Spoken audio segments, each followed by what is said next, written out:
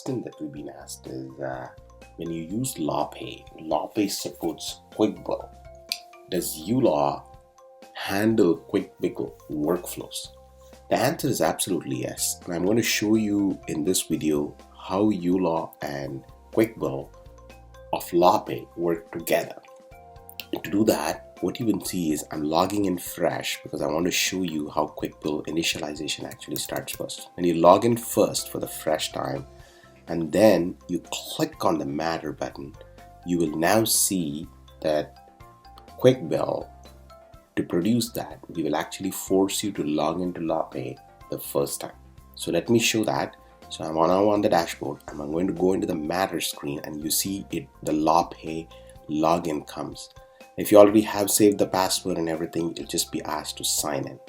The minute you sign in into uLaw, now anytime you have to generate an invoice or a retained trust requisition, you will see that uLaw will do the right thing. So let me go into some random matter. I'm going to go into say Barry Richards. Okay, now make sure that Barry Richards is a proper contact. So let me go to Barry Richards.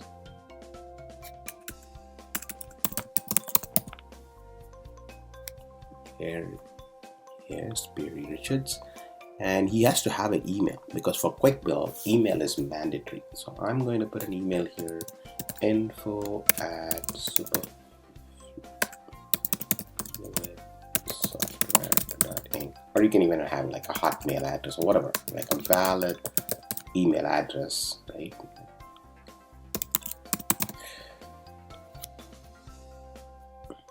So now that Barry has a very valid email address, now you can go into the Matter screen and you can actually now generate an invoice or let's start with trust. So we'll first do a trust requisition. So whenever you generate a trust request, okay, if you say, hey, I want to do a $2,500 trust requisition, right? And you hit the download button, what you will now see is that the trust requisition form will now have a link where the client can pay, and when you click on the link, which is what the client will be doing, he will be actually taken to the LawPay QuickBill view that you have in your system, and he can actually hit and enter the payment and start paying. Now watch what happens in your view. So when you log in into LawPay, right, and you go into QuickBill, now you will see Barry Richards' trust account amount being requested. So you can always go there and see what's happening. He's paid it, you can resend it, you can do all that stuff on the QuickBill page. So uLaw generated it, and you can actually see it in the LawPay QuickBill page. Now similarly, we do that same for the retainer letter as well. If you send a retainer letter, you can always say, hey, I want to collect that $7,000 from you in the retainer letter, and we would do exactly the same thing. Send him a retainer letter, and in the retainer letter, as you know, on the last page, we would have a trust requisition where he can just click and he can actually pay that $7,000. And again, if you go back to your QuickBill view, now you will see both the $2,500 and the $7,000 actually going into the trust account, right? So whenever he pays, the money will get deposited into the trust account. So these are the two trust workflows for QuickBill. Now let's do an invoice. Now obviously now the invoice, like there's money left in trust. So what I'm going to do is I'm going to add a new event. Let's say a court visit or something like that. I'll make it a flat rate so that the client owes us money. So I'm going to make it like say $200. So that means definitely the client is going to owe us money here. So let's see how much he owes.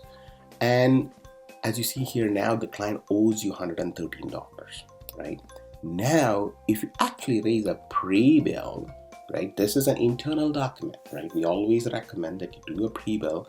We will put the link, right, where you can practice a pay, but this one will not raise a QuickBill. So if I go back here and I click on the QuickBill, you see that there is no link because this is an internal document. You're not supposed to send the pre-bill to the client, right? This is more for you to see, hey, is my invoice looking correct? Now that you're happy, you can actually now go ahead and raise an invoice. So let me now raise an invoice because now, I finished my preview. I'll raise an invoice, and when I finish raising the invoice, you will now see that the invoice document will have a different link.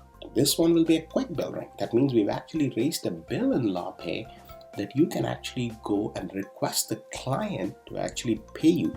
So in this case, as you see here, now in the bottom, there is a QuickBill that's been raised for $113, right? That's what he needs to pay because the rest of the money you can transfer from your trust account. So as you see here, that retainers exist and now the $113 is there.